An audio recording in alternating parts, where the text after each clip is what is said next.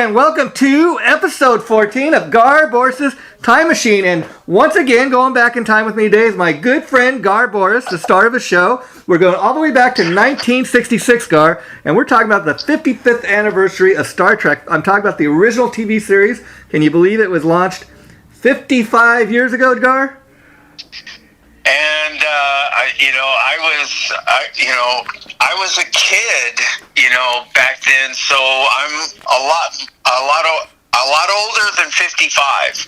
Okay. This is, I guess, they've been coming out with these books, so I'm going by that, saying it's 55 years old. But just to kind of be a little more specific, it originally aired on NBC television from September 8th, 1966 to June 3rd, 1969. So that's kind of a time period we're talking about now. Like you said, you were a kid, and we're going to be getting this today.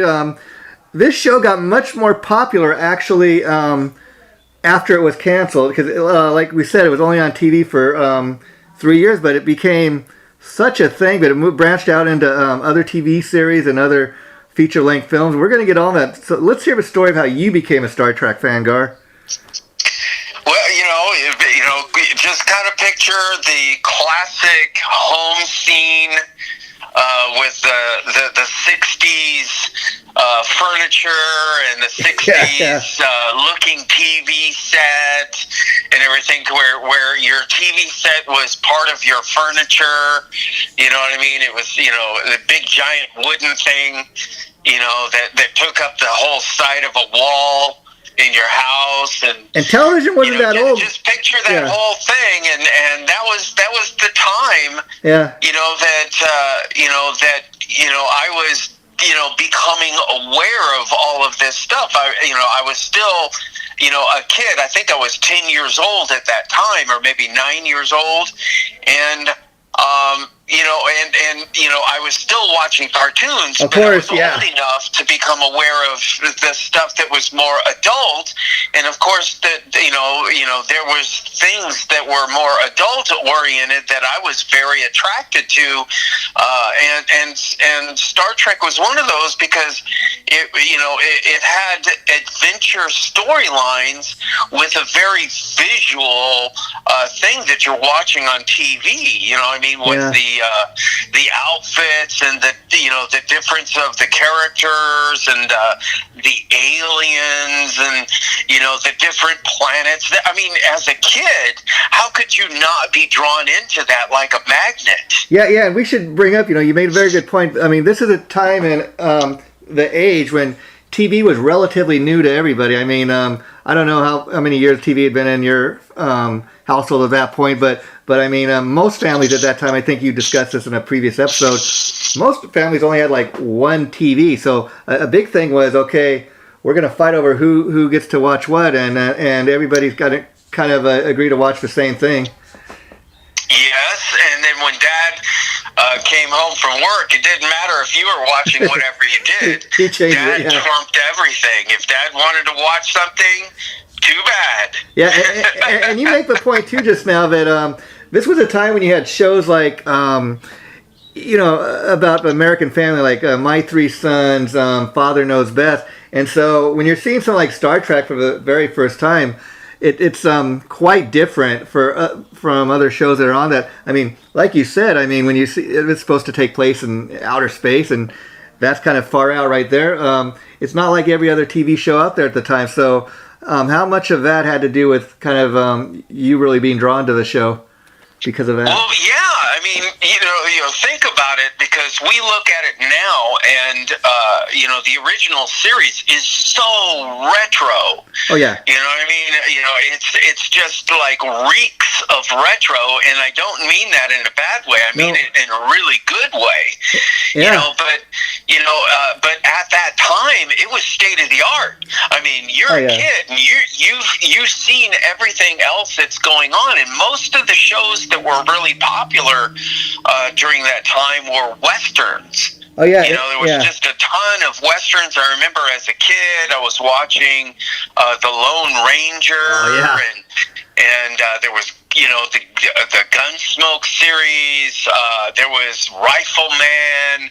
There was all these But there really wasn't anything about outer space. It was just kind of a different territory, and of course because color was brand new at that time for TV sets and everything, it just added a whole thing to it because when you're a kid and you all the TV that you had been watching up to that point was all black and white, and then all of a sudden now you get a chance to see like a color with all those outfits and the color involved and everything. It was very if you were a kid, I just don't understand how a kid could not be drawn into that. In fact, 1966 is an interesting point in TV history because at the same time as Star Trek, I mean, we also had the Batman TV series that we discussed in a previous episode, which just went up yesterday. If people want to check that out. But if you look at the two shows, about very different things, but they both, as you say, look very, and they both people kind of made the same complaint about both these shows. They look very campy, very. If you look at it now, it's very dated. But you know what? That's part of the appeal. When I look at these shows now, I like the campiness. I like the way it looked. Something about you watch these shows, at least for me, takes me back to when I was a kid and I first saw these shows. Well, it's just so funny because when I was doing research for the show, originally when Gene Roddenberry, the creator of the whole thing, was kind of drafting the idea. Excuse me, I'm sorry about that. He was drafting the idea, and his vision at that time was a Western in outer space. Could you imagine? Yeah. Because it was kind of like each episode was an adventure. Oh yeah, very much so. And now here's another thing I was reading and doing my research. The show was canceled after only 3 seasons and 79 episodes because of low ratings. Now, here's an interesting fact that I think after the first season, they started shooting the show of all places, Desilu Productions, which was a TV studio owned by Desi Arnaz and Lucille Ball, and she was a very big Star Trek fan, so much so that she had a big to-do about why the show did not get canceled after only 2 seasons. She kind of gave them a place to shoot, and she was a big advocate for them. And so even though they had low ratings early on, they got one more chance. Like after season 2, okay, we'll give them a chance to shoot a 3rd season. And Lucille Ball had a lot to do with that. Well, there was a lot of people don't know that the studio was actually threatening to cancel it, in the middle of their 2nd season. The studio, I mean, when you look back now, it's very obvious that the studio was not backing the show. They were not, they were not supportive of the show, and from day one. So the show was very lucky that it actually lasted 3 years because the studio just really, I mean, when you really do your research and everything like that, it's very obvious, that they were just not supportive of the show, and they were just threatening to cancel like all over the place. Yeah. And so, when finally in the 3rd season, when they did all these, basically they did a whole bunch of cutbacks, and that basically, took. There's a bunch of people that wound up, jumping ship, including Roddenberry. And, they had all of a sudden now, the writers are gone. Yeah. And so the quality of the scripts, it was just basically the studio when the third season started, the studio just did a death blow to the show. Basically, that's what they did in the third season. They created the whole reason why the show got canceled. Yeah, and then another factor too was the fact that like a lot of these shows, the sets, designs, and everything were so damn expensive. The production cost was just they thought, okay, that's another reason we should cancel the show. It just cost way too much to kind of put together this show. And also in 1967, when rumors began to surface that Star Trek was at risk of being canceled, show creator Gene Roddenberry secretly started and funded a campaign in which he had encouraged tons of thousands of Star Trek viewers to write letters of support in an effort to save the show, and it seemed to have worked for a while. Yeah, well, that's the thing. Just hindsight's always 20/20. Yeah. When you look at this, you have a show that winds up getting on TV, and it becomes revolutionary because what they're doing is they're tackling a lot of social issues in the show. Yeah. And it's being attacked under constant attack by the studio, not being supportive. And it's basically a show that's got everything going against them. Yeah. And then they deliver the show the death blow. They cancel it, which back in the 60s, once the show got canceled, that was considered a death blow. It was just the show was just sent out to pasture to never be heard again. And then all of a sudden they decide to make some more money by doing the reruns. Yeah. And that's where the show actually cultivated its audience, was the reruns. Because during the 3 years that it actually did its original run, it was never given a chance to develop and build that audience. But the reruns actually gave that show that chance, and that's where it actually took its footing and became as popular it is, as it's known today. Yeah, and here's something I did not know until doing this research for this today. Talking a little bit about that and Star Trek becoming more and more popular once it started running in syndication, it happens to turn out, interestingly enough, that they just happened with doing the 3 seasons of the series. They just so happened to film just enough episodes, because you need a certain number of episodes for any show to be considered to be ran in syndication. And so I don't know what that magic number is, but they had just enough episodes.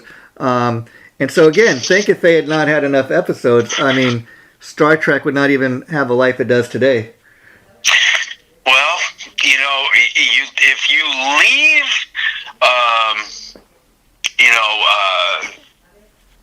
I don't know. I consider this show a piece of art, just like I do a band's music, and just like I that's why they call them artists and everything. But if you leave the fate of artists or art, the fate of art, in the hands of businessmen that are only interested in numbers and have absolutely no idea what art is. All they are interested in is the graph. Yeah. There will be, I'm sure there is a infinite amount of art that was killed by business. Well, yeah, the business part of it. I'm positive that the Star Trek is not the lone example. I'm sure there is a ton of other stuff that, had it been given the chance, that probably would have been much more successful than it was too.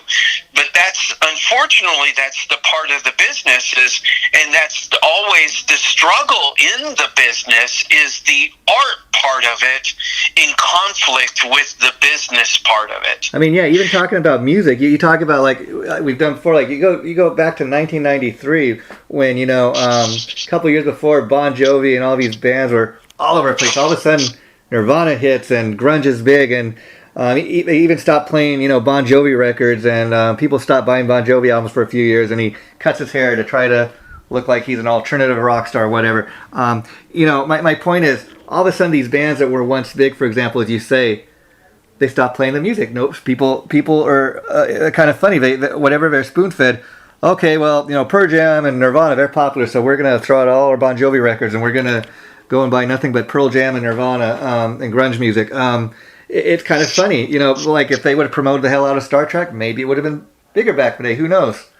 I guarantee you, if Star Trek during its original series would have had more support from the studio, that show would have had a much longer run. But the reason why it only went 3 years, that show was killed by the studio.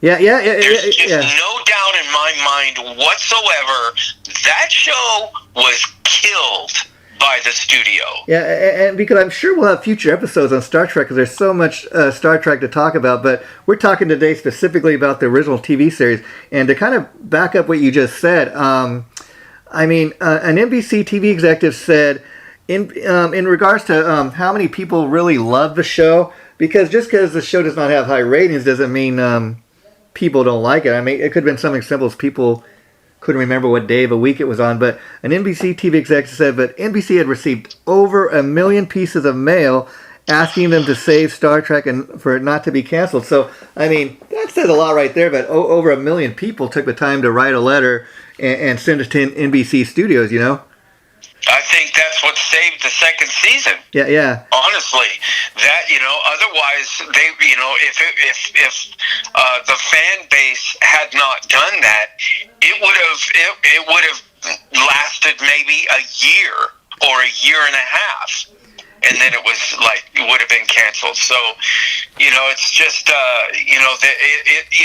there's other shows historically that were not supported.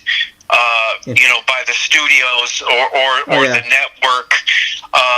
Married with Children is another one that during the time that it was being aired on TV, it was also treated the same way as Star Trek was treated, and the network was just not supportive of that show. And the only reason why that show had the success that it did is for the same reason as Star Trek, the fan base. Oh yeah. The fan base, just forced the network. Oh, I guess we'll approve another season begrudgingly. Yeah.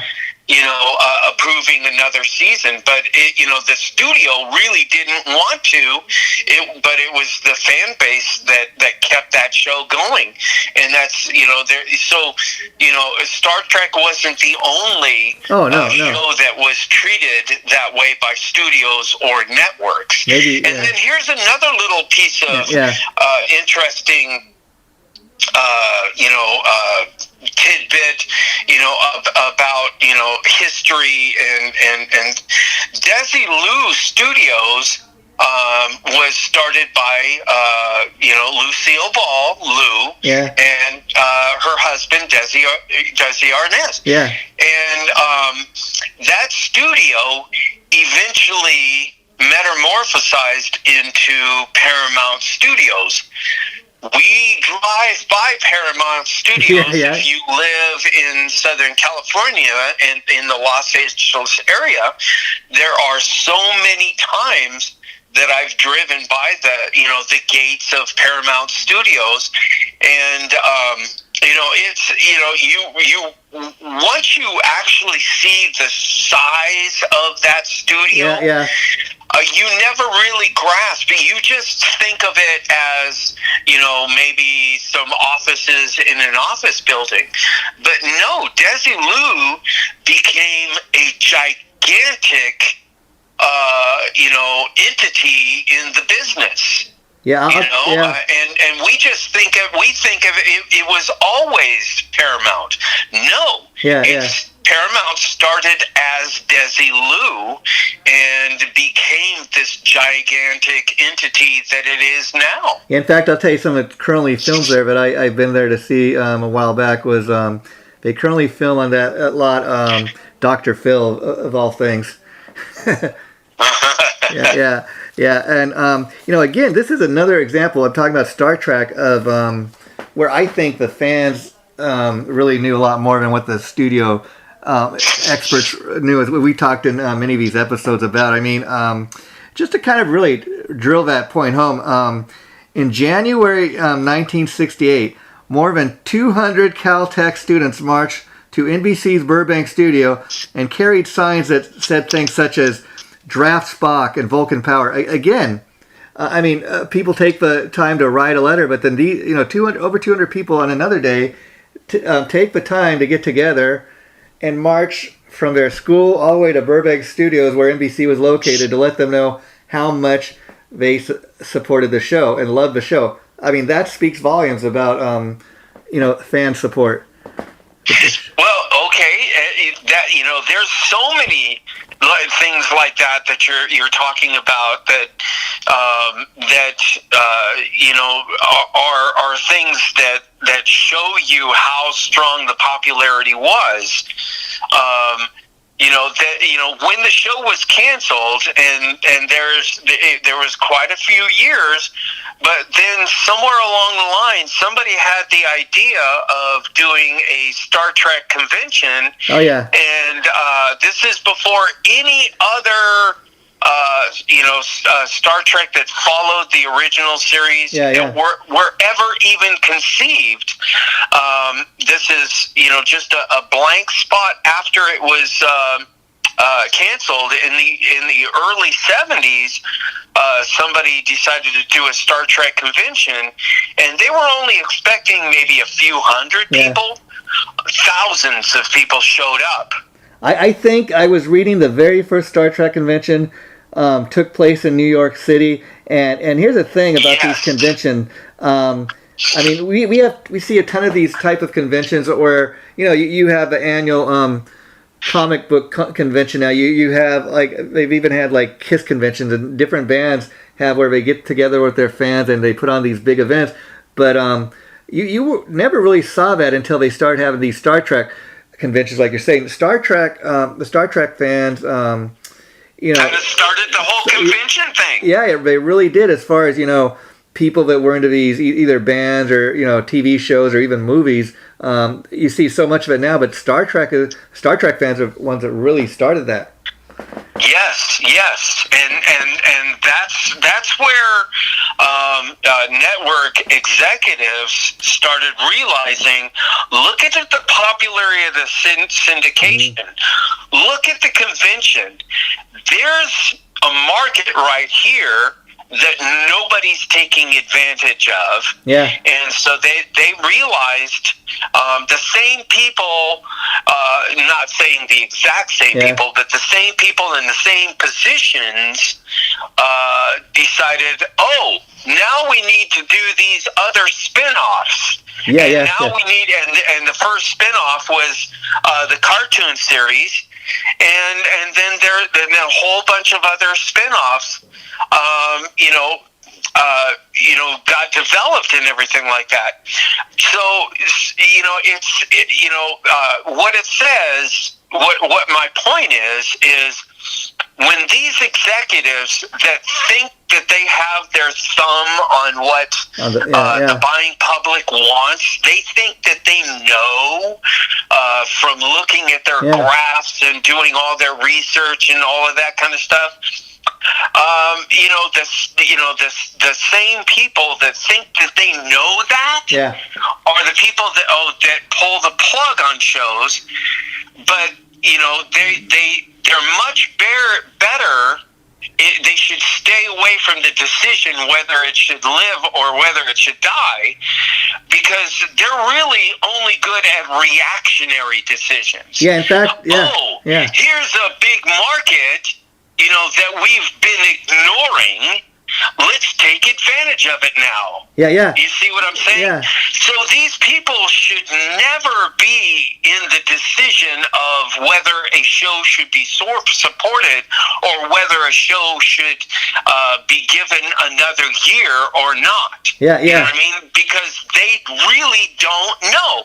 History, all you have to do is look back. Yeah. And it's proof right there. They canceled it. They killed the show. They didn't support it. It garnered a life of its own on its own with no support, just through syndication. And now all of a sudden it shows what it really, the potential really was. And now all of a sudden they're scrambling to take advantage. Yeah, and that's what these business people do. They're reactionary. They're good at that, but they're not good at the artistic decision making. Yeah. In fact, here's another thing I was reading to kind of drive that point home. Eventually following the original series, first thing they really did, kind of it was new, was Star Trek: The Next Generation, starring Patrick Stewart. Now, I understand when Patrick Stewart was originally contacted about doing this new Star Trek series.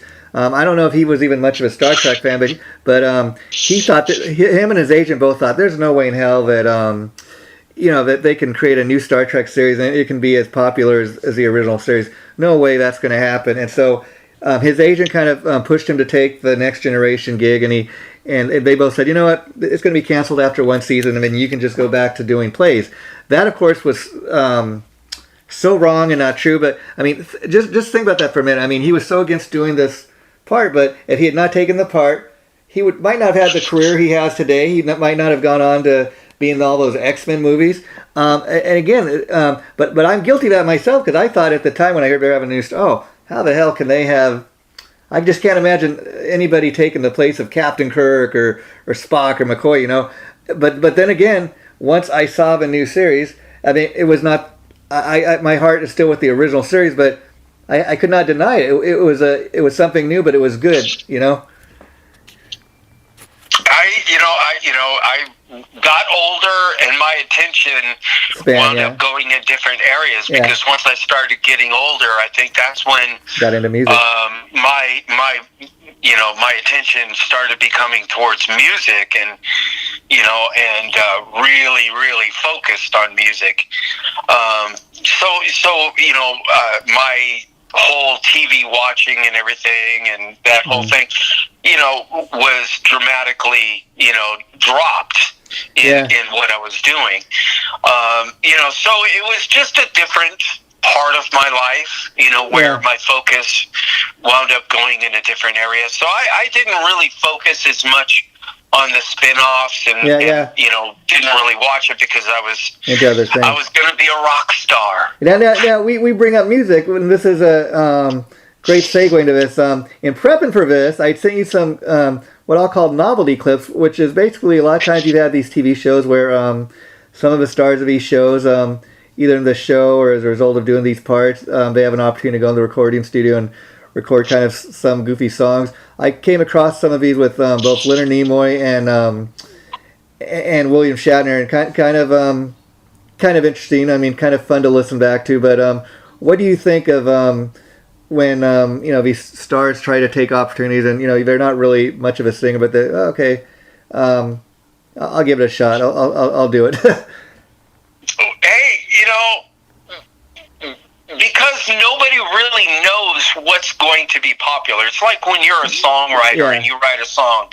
There's no way when you're writing that song that you know that this song is just going to go gigantic. Yeah. You know what I mean? Yeah, it's just, So when somebody, approaches, them with an idea or whatever like that, I'm sure they're approaching it the same way. Hey, who knows? This could go, One of two like ways. a Led Zeppelin. Yeah.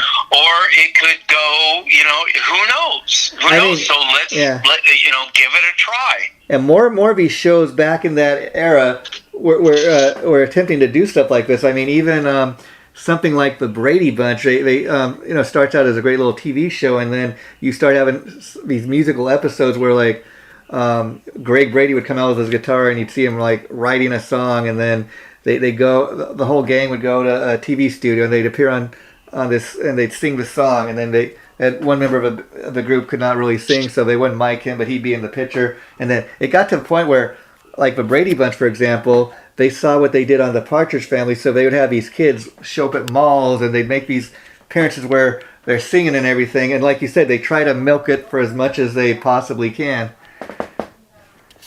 Well, somebody in the office building, came up with came up with that idea, and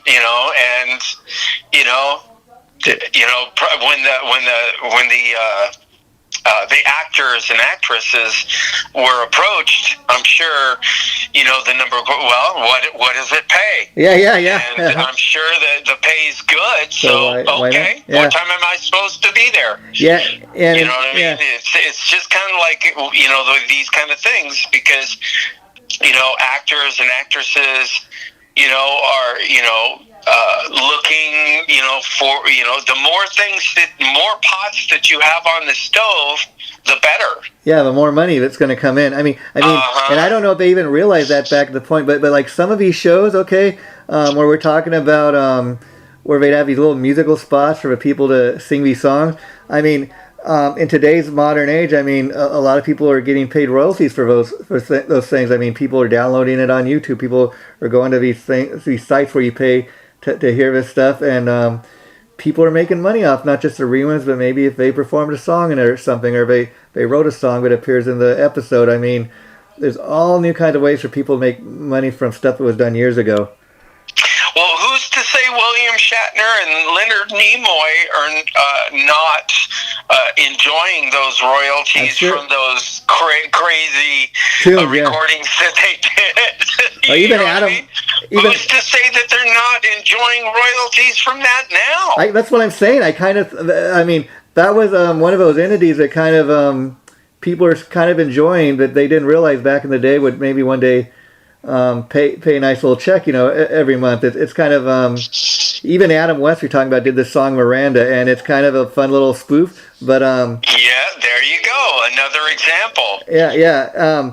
And just talking about Star Trek for a minute, to really talk about like who was watching, many of the letters that were written in support of the show came from doctors, scientists, teachers. I mean, all those different types of people were following the show, Well, most of the stuff that was being shown on TV was not all that cerebral at that time. There was a few shows, that appealed more to the higher intelligence, or the more educated part of our society. You know what I mean? But there was shows like Dobie Gillis. Oh yeah. That was a comedy show, but the whole appeal was to the more educated parts of society at that time. And that, most people have never even heard of Dobie Gillis. But that was a very popular comedy show that was, on TV before TV became color. It was a black and white show, and it was starring Gilligan from Gilligan's Island. He wasn't Dobie Gillis, but he was the comedy part of the show. Yeah. And so somebody saw him doing that, and what he's remembered for these days is Gilligan's Island. But it's like you said, no, he actually was doing Dobie Gillis first. He was the beatnik character on Dobie Gillis. He was the representation of the beatnik of the society at that time, because beatniks were considered, the hippie element at that time, and then eventually it metamorphosized into hippies.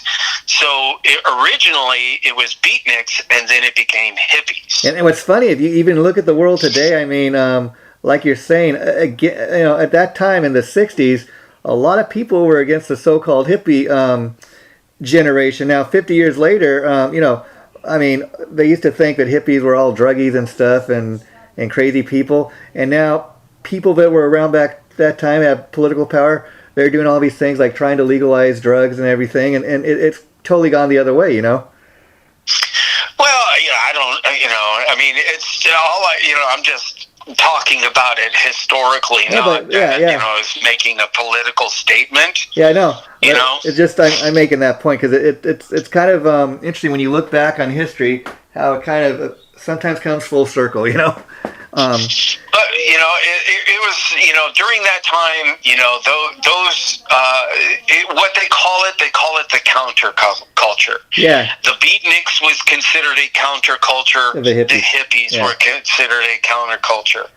But it didn't start with the hippies. It started before the hippies. Oh, sure. And just again to give people a time frame, talking about the very first Star Trek convention that took place in New York City. That event took place, if you can believe it, January of 1972. So they've been having Star Trek conventions ever since then. And as a result of these conventions, the Star Trek fans started calling themselves Trekkies. Trekkies. That's where that all started. And then around 1977, when they came out with Star Wars, they've had this huge competition, Star Trek fans versus the Star Wars fans. I don't know why you can't like both. I do, but that's kind of been going on ever since. I'm with you. Yeah, I'm with you. I like both, and I think it's completely unnecessary and really, I don't know the term for it, but honestly, it's really not necessary for this tribalism. Yeah. Star Trek, no Star One or Wars. the other, yeah. I'm anti-tribal. Yeah, anything. I'm a Dodger fan and I'm an Angel fan. That will make both of them angry. Oh, you gotta pick a side. I say that is complete BS. Yeah. I grew up in LA as a kid when the Angels didn't even exist. Yeah. And it was only the Dodgers, and I used to go to Dodger games as a kid. I used to go to Dodger games when it was bat night. I used to go to Dodger games when it was Hollywood Star Night. Yeah. And, you know what I mean? And I used to go, back in those days when all of that stuff was going. And then the Angels, came to LA, and it was like LA was, Angels, you know what I mean?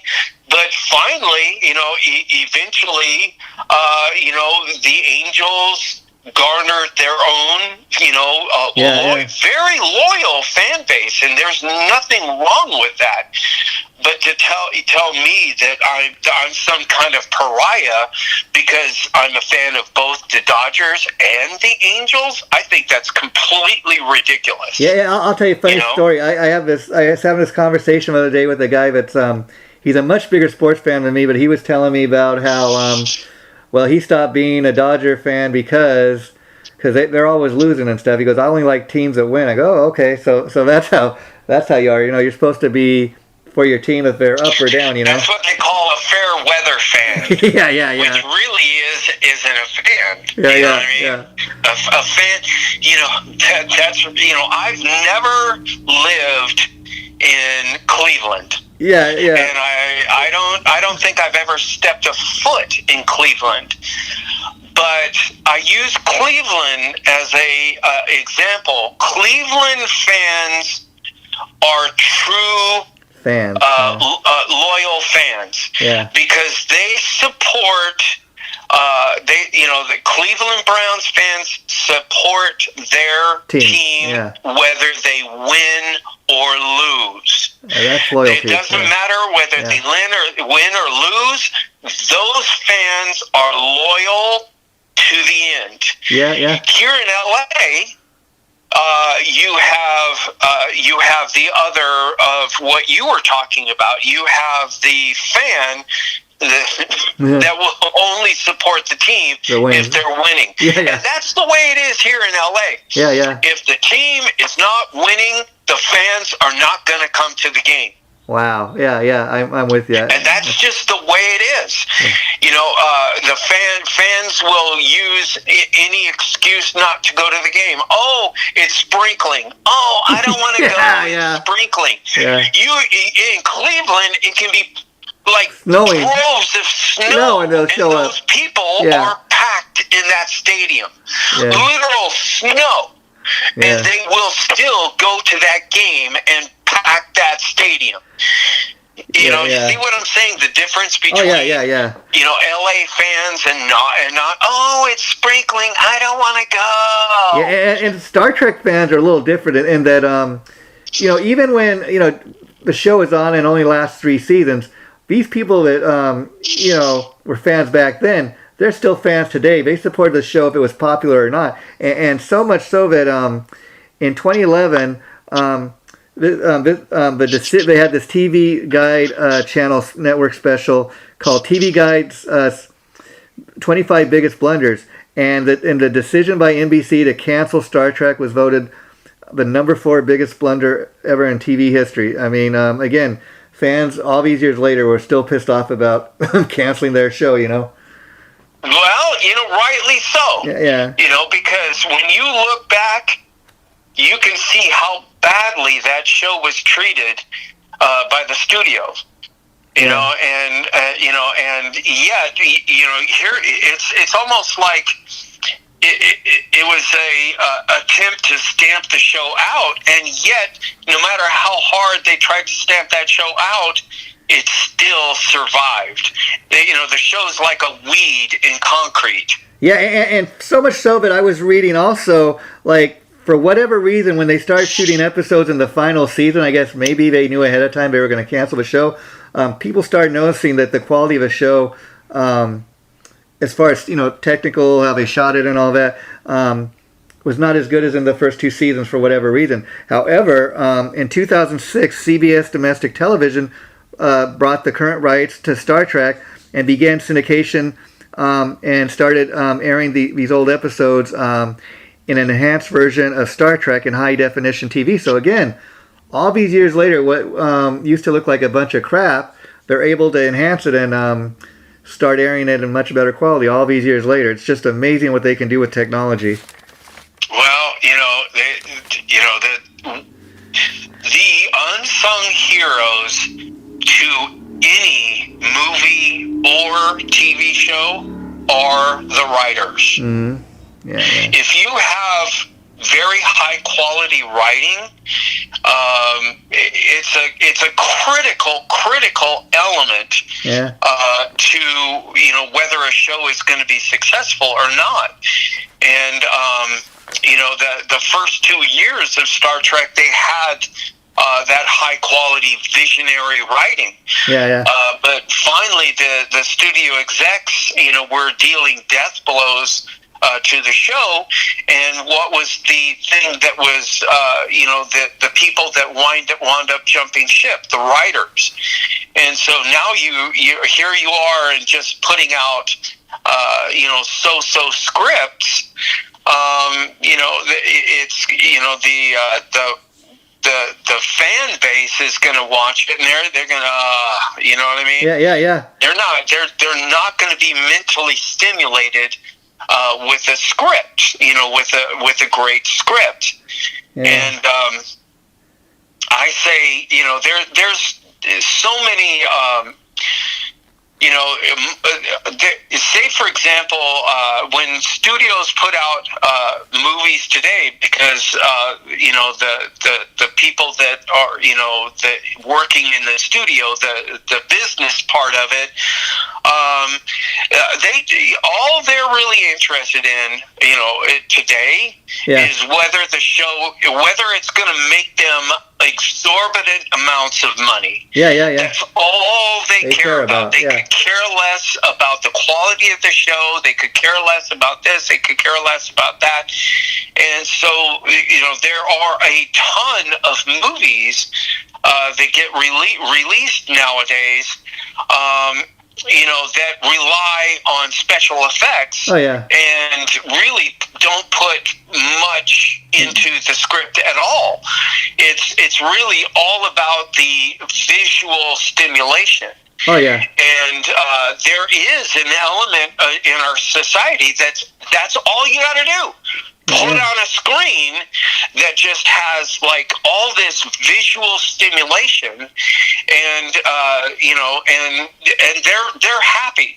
But if you're going to have something that's going to be really hugely successful, that becomes a franchise like a Star Trek or a Star Wars, you have to have visual stimulation and mental stimulation, which is your script. Yeah, and I think Star Trek accomplished that. Both of those things working in concert with each other, and just clicking. You see what I mean? And the chemistry is just there. Now you have something that is, has the potential for franchise. But the executives, all they can do is look at the graph and look at the graph and look at the graph and all that, and they just can't grasp this whole thing about the mental stimulation. So there's just a ton of stuff that just gets falls to the net that's really good stuff, because these executives can't see. All they can look at is the graph. Oh, yeah. And, you're obviously a huge Star Trek fan, as people can hear, so I'm going to see if I can stump you, give you a little bit of Star Trek trivia, nothing too hard. Do you, Gar, happen to know what is Captain Kirk's middle name? Oh, no, I don't. Now, here's a hint. I just know it's James T. Kirk. Yeah, that's what I was going to say. I didn't know this till I came across the other days. But T stands for Tiberius. Tiberius. Well, that one I'll probably forget tomorrow. Yeah, and then here's another quick one. Do you happen to know, again, this isn't too hard, I don't think, do you happen to know what is Captain Kirk's nickname for Dr. McCoy? Oh, of course, it's Bones. Yeah, that's a simple one. But I also know why he calls him Bones. Let's hear it. Because, for many, many years, I was always like, wondering, why does he call him Bones? Yeah. What's the reference to Bones? Yeah. Back in the Civil War days, military doctors, they were referred to as, something to like Bones or something like that. Oh, okay. Yeah. Because of all of the amputations that they would have to do.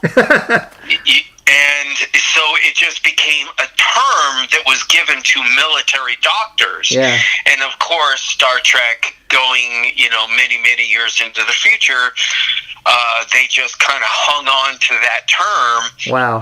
Using an ancient term to refer to the doctor on the ship. Amazing. I did not know that was why. Now, here's another thing. I'm going to kind of crush a myth. Apparently, I was reading... everybody, one thing they think of Star Trek is they always think of Captain Kirk saying to Scotty, "Beam me up, Scotty." Apparently, that line was never in any of the feature films, never uttered once in the TV series, but people started saying it because early on when they started seeing the way people were reacting to Star Trek, somebody created a bumper sticker that said those words, "Beam me up, Scotty," but they said it became kind of a myth that was Captain Kirk's line, but it was never spoken once during the TV series or any of the movies. the Damn It Jim. Yeah. That was another popular one that, a lot of people, went on to wind up saying. But Bones actually never said, Damn It, Jim, during the TV series because of the network, the people that, decide what is acceptable to say or for people to see. I forgot the term for that. But at that time, you could not say the word damn it on a TV show. I know what you're talking about. Yeah, it was, again. But he did say it in the movies because movies don't have those restrictions. Yeah. And so he did wind up saying, damn it, Jim, in the Star Trek movies. But he never did say it on the TV during the original, TV show. Yeah. And also, I remember as a kid, the girls were actually, showed a lot of cleavage. Yeah. On the show, and as a young boy, you were drawn to that. You're watching the show, and you're going, even though they're looking like some alien or Hollywood's version of an alien or whatever, they still had women still having the beauty and everything, and so it's just they actually had people on the show determining exactly how much cleavage could be shown on the show. That was somebody's job, They had to have those people keep them under control. Otherwise, the show was going to even show more cleavage. Yeah, in fact, one of the things that should be known about Star Trek, apparently, and I don't know that they did this, I don't know that they did this as they would now, to make a big point about it. I think they just happened to be the show that featured the first interracial kiss between Captain Kirk and O'Hara, during Star Trek, and that's a thing that years later they make a big deal about. But again, you have these shows now that we're going to have first time during this series we're going to have a interracial kiss, and they put all these advertisements out about. But back in the day, they just did it, Well, also that was another one of the things that the studio didn't like about the show was the racial diversity. Yeah. The studio was very, very much against the racial diversity, that of all the different characters that was working in what was considered, the very high up positions on this, the Enterprise. Oh yeah. But that's just kind of, these butting of the heads between Roddenberry and the vision of the show versus what the studio was always they were using. Well, if we have too much diversity on the show, it's going to affect our the ratings. It's going to affect the audience is going to reject it. Yeah, in fact, that's the furthest from the truth. In fact, talk about Gene Roddenberry, the guy that created the show. He was a writer and came up with a lot of the ideas. He had a female writer working on the show, and he had her, whenever she had to sign anything, she'd sign it DC, her initials, because her name was Dorothy Fontana, and TV networks back then did not knowingly hire female writers. See? Yeah. How much different society was at that time. Female writers were not welcome. O'Hara, as a black person in a very high-ranking position on the show, there were people that had problems with these things. Oh yeah. It's a very different world now. An Asian person working, in the high-ranking position. The fact that all these it was racial diversity at that time, and it was very trend-setting because that was the first time in a TV show a black woman was being shown in a high-ranking position like that. And we should note this is even before... behind the scenes, the public really didn't know, that there were definite, major struggles between the writers and the studio execs in the decision of the diversity and the casting.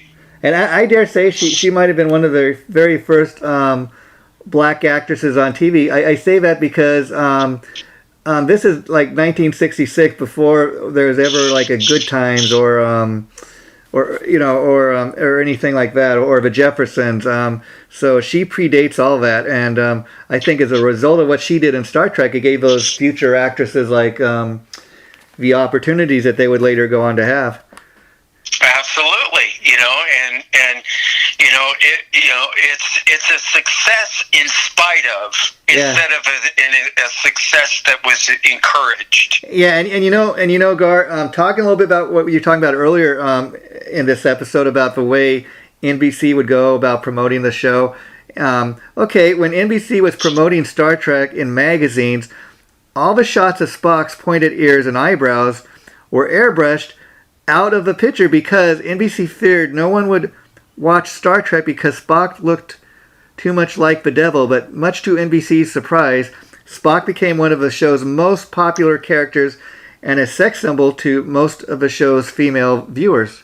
Oddly enough. Shows you what they know. Yeah.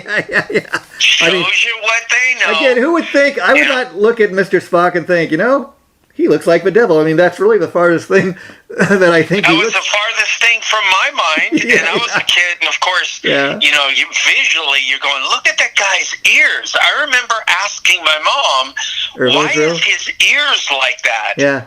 And my mom struggling to try to, explain to a kid that really doesn't know, anything about aliens, and you know what I mean? Yeah. But she's basically, trying to explain to me why and everything like that. But nothing ever came up about, hey, Mom, he looks like the devil. And in fact, the NBC makeup department, they're the ones that made those Spock ears. And initially, when they first did it, they did not do it correctly. The ears did not fit over his actual ears, and they had to remake it so it actually fit over. But yeah, you make the point that they go to the point of making these ears. They go to the point of making his eyebrows and his facial expressions look a little different. So of course Spock is going to stand out, but then they're afraid he's going to look too much like the devil. But again, nobody else has seen it. So obvious question I got to ask Gar before we wrap this up is who are your favorite characters from Star Trek? I'm assuming it's a lot of the same ones I have, but who are the characters that stood out to you? When I was a kid, I think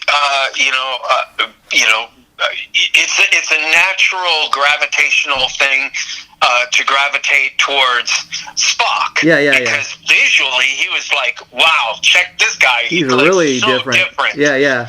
And Leonard Nimoy was like a perfect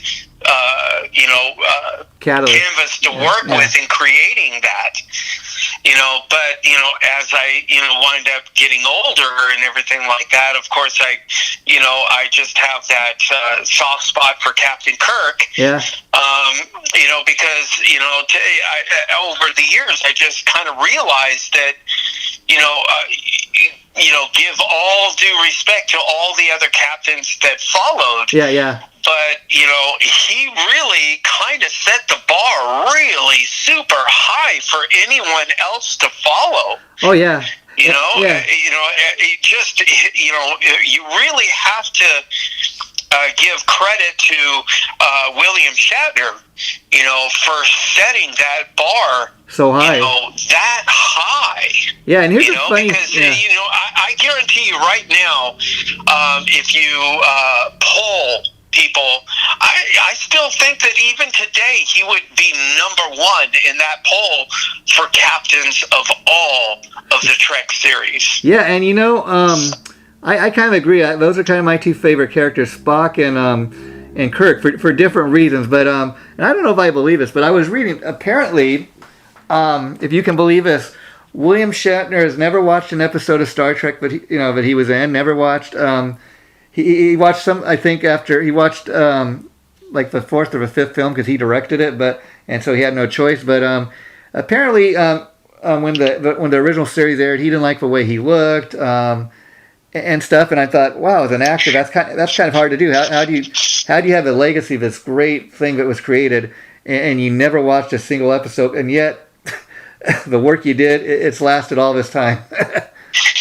Well, I'm just, I'm in awe of that kind of. Yeah. I don't know. I keep stumbling over this because of how special it is to me. Yeah.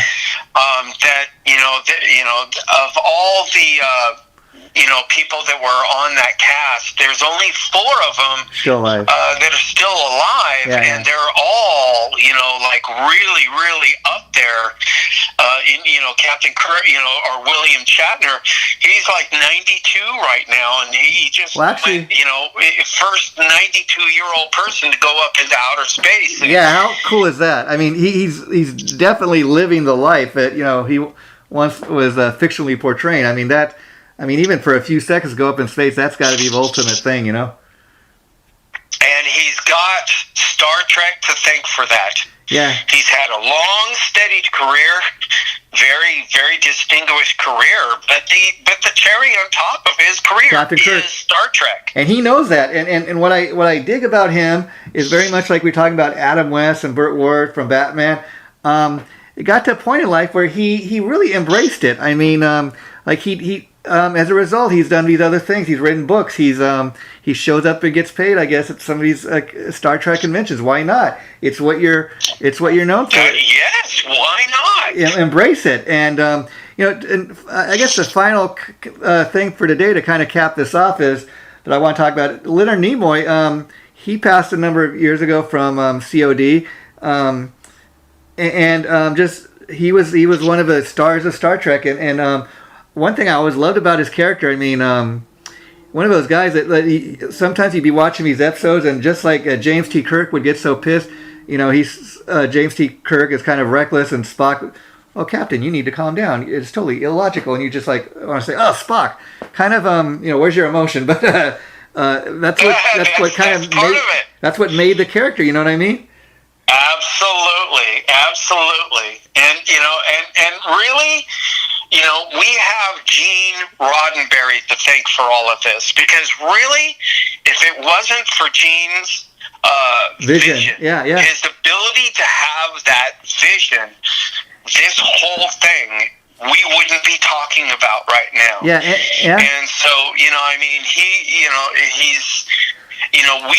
really owe a huge amount of gratitude to him, because it's not just his vision, but it's his fight with the studio to get that thing on TV. It was a fight from the very get-go.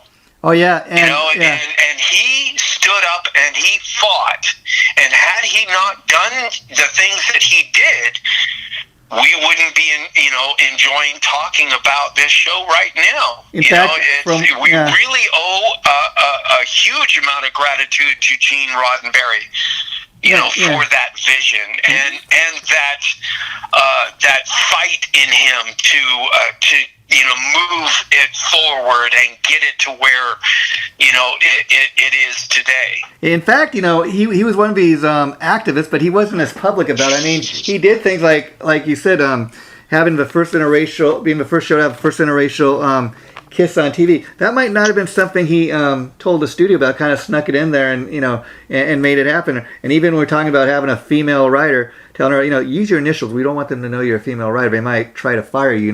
So he was looking out for people like that and getting his message in. Through his work. And a couple of quick notes I was reading in season 1. Only Leonard Nimoy and William Shatner's names appeared on screen in the opening credits. It was not until season 2 that the names of other cast members began to appear in the opening credits. Wow. Wow. Yeah, that's a big I statement. did not know that. That's a big statement. And finally, Gar. Oh, yeah. And finally, this is what we're going to wrap it up on. I think you're going to be interested in knowing this. Because, again, we were talking about 1966. There was nothing like this as far as a TV show about space or anything at the time. But it says, before NBC picked up the series, CBS was initially interested in picking up Star Trek in 1965, but passed on it because they were in the process of developing another science fiction TV show, Lost in Space. CBS would, though, come to own the rights to Star Trek and distribute the TV series because of their corporate connection to Paramount. Lost in Space was hugely popular. I was a kid and I watched every episode. Lost in Space started as black and white and eventually became color. So, Mr. Borras, I'm glad we ended it there today because I think we're going to have to do a future episode on Lost in Space. What do you think about that? Well, I don't see us ever really running out of ideas.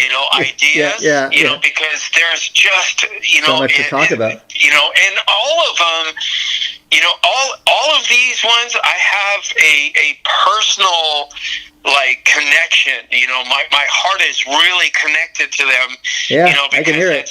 It's not, it's something that. It's a snapshot of your life. Yeah. A actual time period in my life, and now I've come to the realization that that will never be repeated again. Yeah. So it's because it's a once in a lifetime. Yeah. And we don't think about these things when they're happening, that they're once in a lifetime things. So true. But now in retrospect, that's why I love doing this with you, is because all of these things that we talk about leads to something else, are once in a lifetime things. And talking Star Trek. Occurred for me, that I was fortunate enough to be alive and to see it in its development. And to see it take its own life. And what's beautiful, not take its own life, but its own life grew out of it. And what's beautiful is having a conversation as we did for over an hour today on Star Trek leads to a future conversation on Lost in Space. And I want to just thank you for doing this again, Gar, because I let people know, like I said, if you go on our site, you can listen to the current episode of that we did on Batman. That's a great episode. And next time when we do this, Gar, in 2 weeks from now, we're going to be talking about our favorite movie lines of all time, and that's going to be real fun. So I want to thank you again, Gar, and we'll say goodbye for today. Okay. Well, after we say goodbye, I want to talk to you for a sec. Sure. Okay. Bye-bye.